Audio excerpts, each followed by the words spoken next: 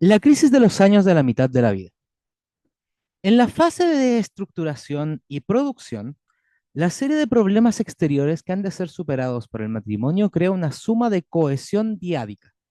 Incluso en las diferencias y problemas conyugales profundos, la magnitud y seriedad de la tarea común permite la posibilidad de discrepar en segundo plano. En los años intermedios, la situación cambia radicalmente. En la fase de estructura y producción, la pareja vive para objetivos a realizar en un futuro próximo que ahora o ya se han conseguido o su realización posible puede valorarse de una manera realista. La carrera profesional del marido se halla ahora tan asentada que su marco futuro está sometido provisionalmente a escasas oscilaciones. En consecuencia, ya está fijado el estatus social de la familia y asegurado el marco financiero dentro del que vivirá. Han adquirido el tresillo y el aparato de televisión, han planeado la casita unifamiliar o la ocupan ya. Nota a pie de página. Encuesta del Spiegel sobre el sorprendente comportamiento de los alemanes en su tiempo libre. Hay muchos más propietarios de casas de lo que podría suponer. Uno de cada dos matrimonios de la Alemania federal viven en una casa propia, solos o con otros. De cada 100 habitantes, 32 viven en casas unifamiliares aisladas y 11% en barriadas. Del Der Spiegel número 8 de 1975. Fin de nota a pie de página. Apenas queda algún objetivo exterior por el que se esfuerce el matrimonio y por medio del cual se mantenga unido y estructurado. Los hijos no se encuentran en una edad en la que sea precisa la presencia de ambos padres para su desarrollo. Mientras en la fase de estructura y construcción se exigía al matrimonio que empleara al máximo su capacidad de rendimiento y ambos esposos aspiraban a más descanso y tiempo libre, ahora, cuando ese estado es asequible, se encuentran con un gran vacío. La construcción común ha prosperado tanto que la consumación de la obra ya no mantiene soldada a la pareja. Ambos esposos han encontrado su identidad en gran medida en la común convivencia y separación de las tareas. Ahora les cuesta trabajo seguir asentados en esa misma imagen de sí mismos. Vienen a caer en una especie de segunda pubertad, en una segunda crisis de identidad. Con el grado ascendente de libertad, pierde vigor el motivo que obliga a identificarse con el matrimonio, y en ocasiones estallan fuertes resentimientos contra el mismo. Uno ya no está dispuesto a subordinar sus propios intereses al matrimonio y a la familia. Por el contrario, quisiera recuperar aquellas posibilidades de vida que le fueron obstruidas por la solidaridad con el consorte. Quisiera ser uno mismo y no tener que adaptarse al esposo. Ya no deben tenerse en consideración las reglas matrimoniales de la igualdad de valor, la necesidad de recuperar las posibilidades de vida desperdiciadas y sacrificadas aumenta fuertemente a la vista de la vejez que se aproxima. En nuestra cultura la situación del marido es distinta a la de la mujer, a pesar de que existen rasgos análogos. En algunos maridos se produce el malestar porque no han podido hacer en su vida lo que habían esperado y todavía tienen ante sí 30 o 40 años con la misma perspectiva. Opinan que su vida y ellos mismos no se han afirmado con sentido y se inclinan a atribuir la culpa de su fracaso a su matrimonio, porque éste ha obstaculizado su desarrollo personal. En su hogar se ponen de mal humor, se irritan. Si su mujer se comporta en forma dulcificadora, se sienten todavía más presos por ella en la identificación errónea. Si, por el contrario, la mujer se resiste a ser la pagana, entonces el marido se considera incomprendido, siente la necesidad de una amante comprensiva que se compadezca de su trágico destino. Aunque era de esperar lo contrario, la situación de los hombres que han triunfado no suele ser distinta. A pesar de que hayan obtenido todos los éxitos profesionales por los que han luchado denodadamente, surge con frecuencia la sensación de malestar, de vacío y de depresión.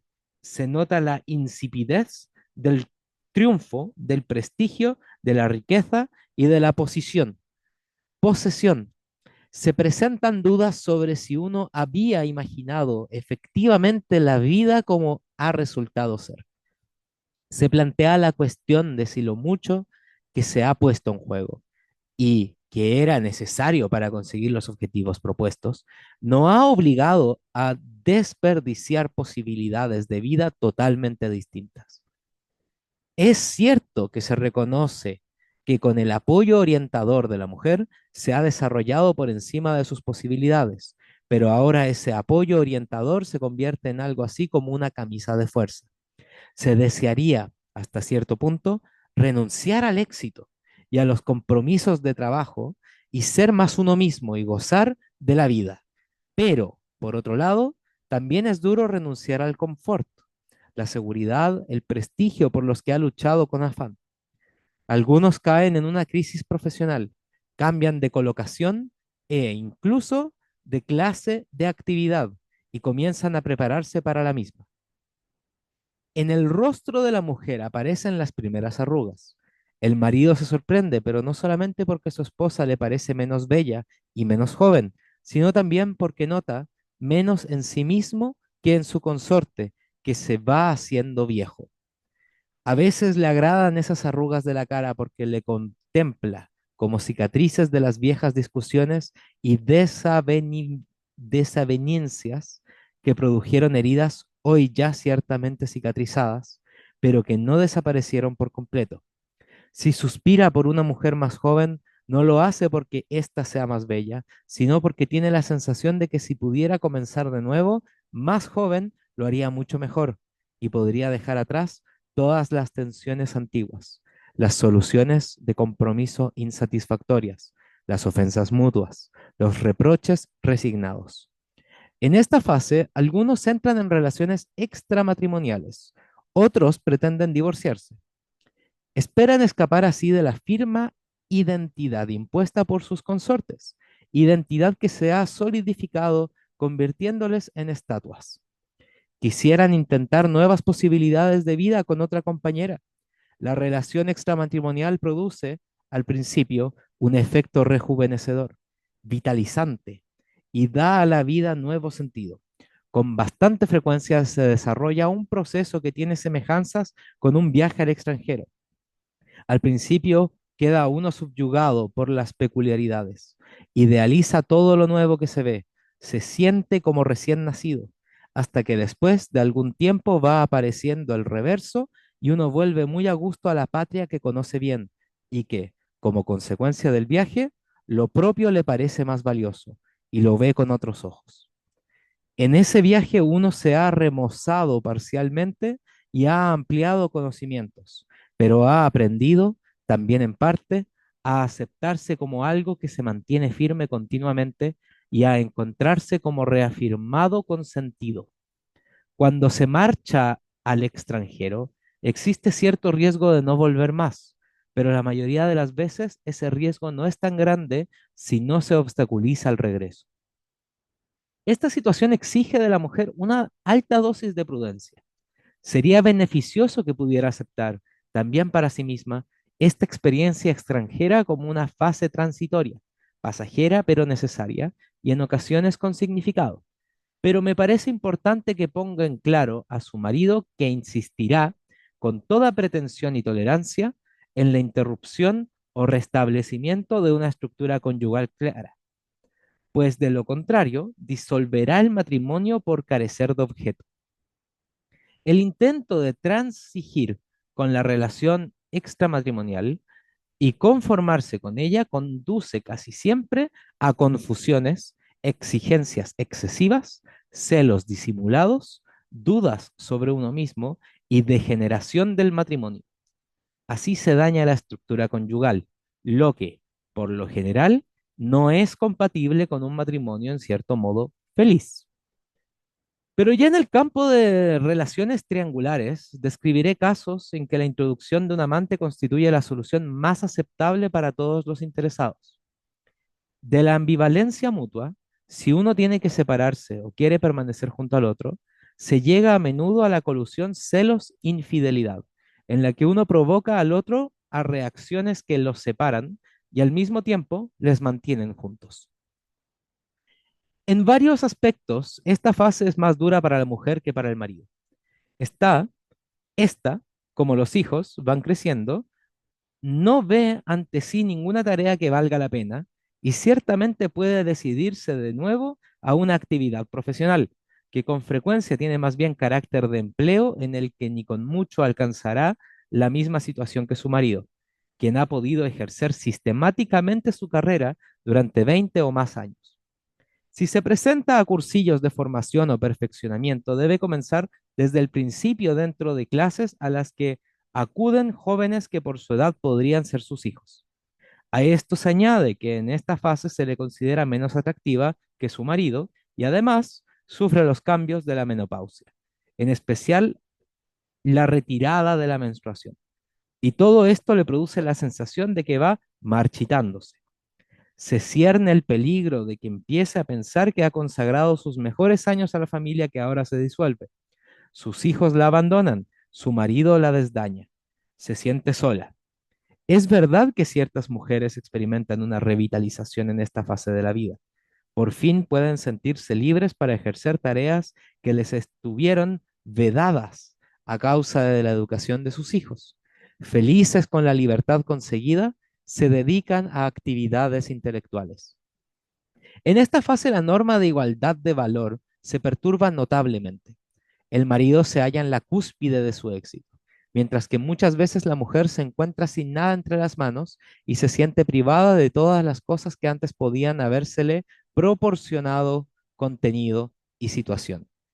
La relación conyugal se cuartea y amenaza de generar porque la mujer ya no puede colaborar en la dinámica diádica como miembro de la misma categoría.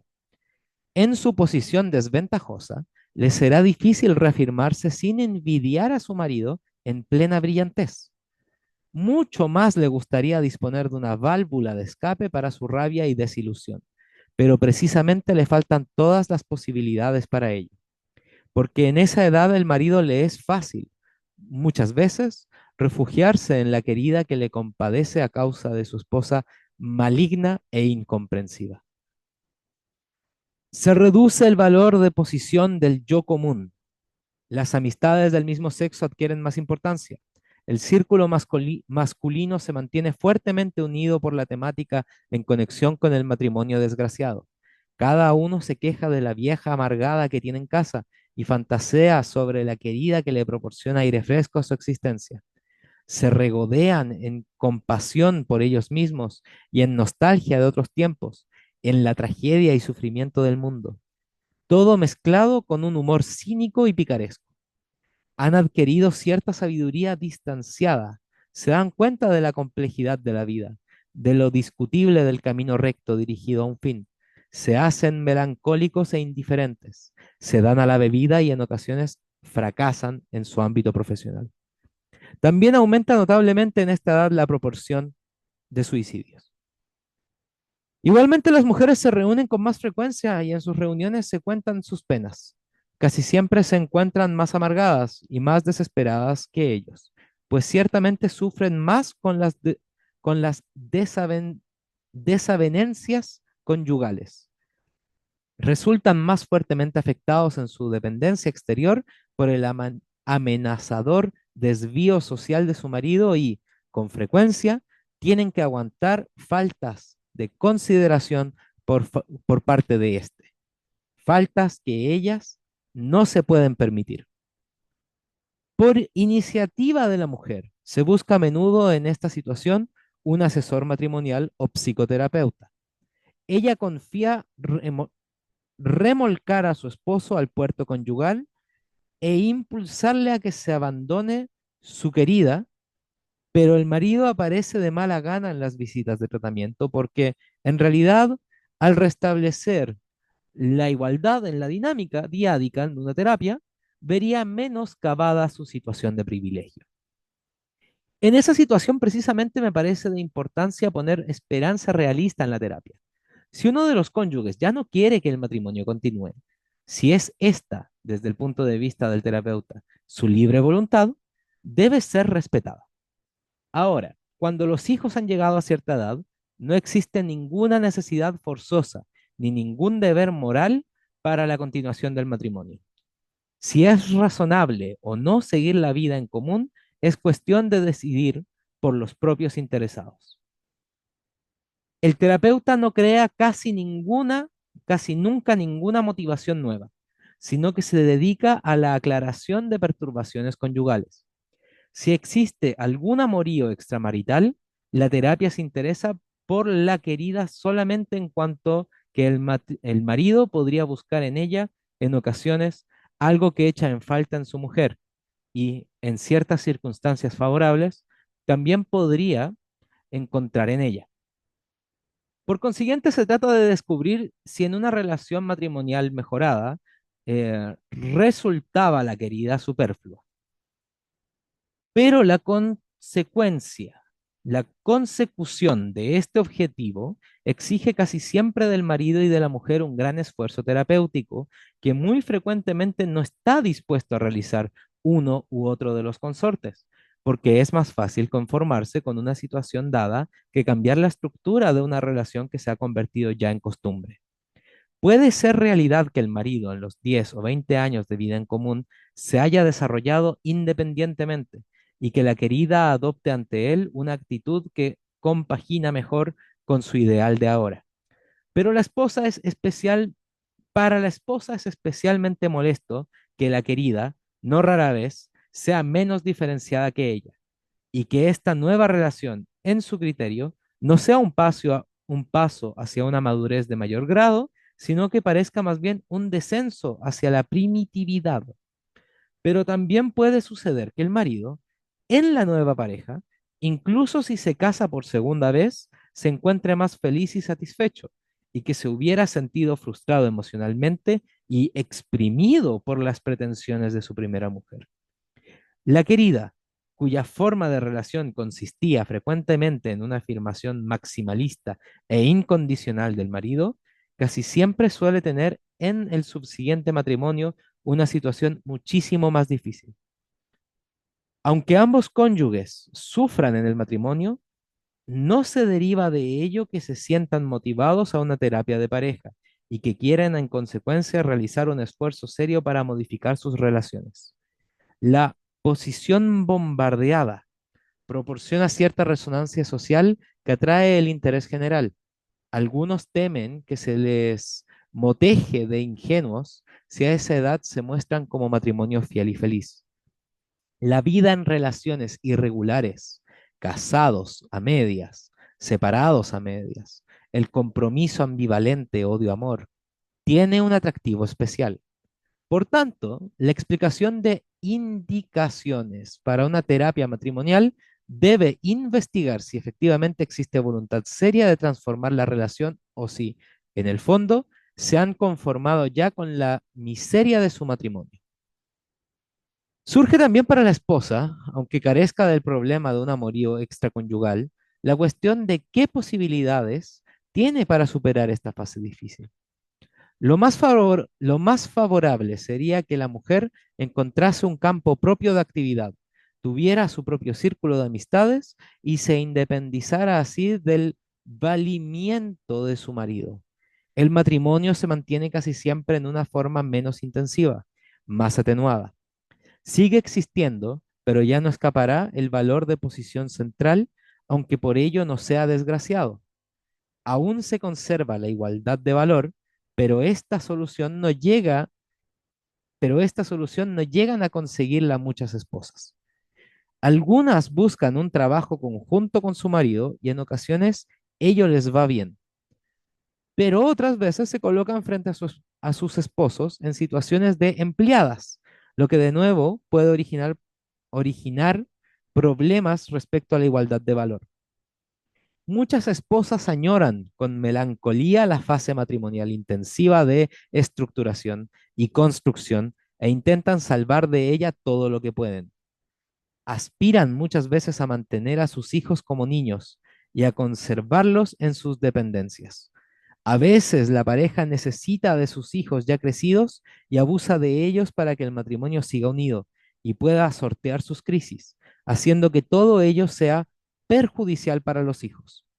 Por esa razón, un objetivo legítimo de la terapia familiar es reconvenir a los padres para que no resuelvan sus cuestiones a costa de sus hijos.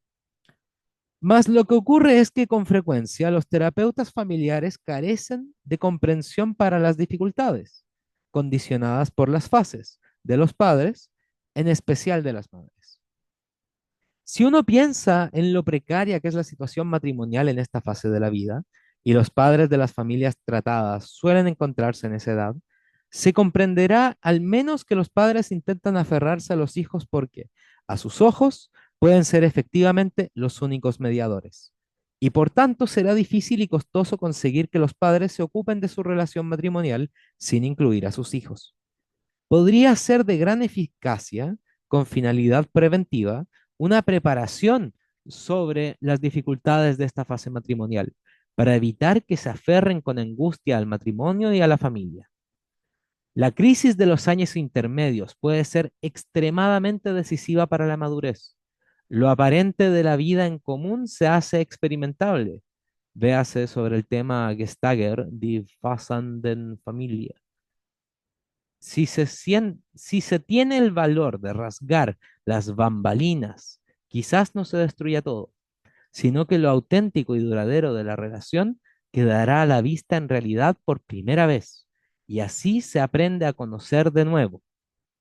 Uno ve las faltas que ha cometido contra el otro consorte y consigo mismo, se da cuenta de que esas faltas produjeron consecuencias irreversibles, al menos en parte, pero también aprende a comprenderse íntimamente, de una forma más profunda y, en consecuencia, a reconciliarse consigo mismo y con su consorte.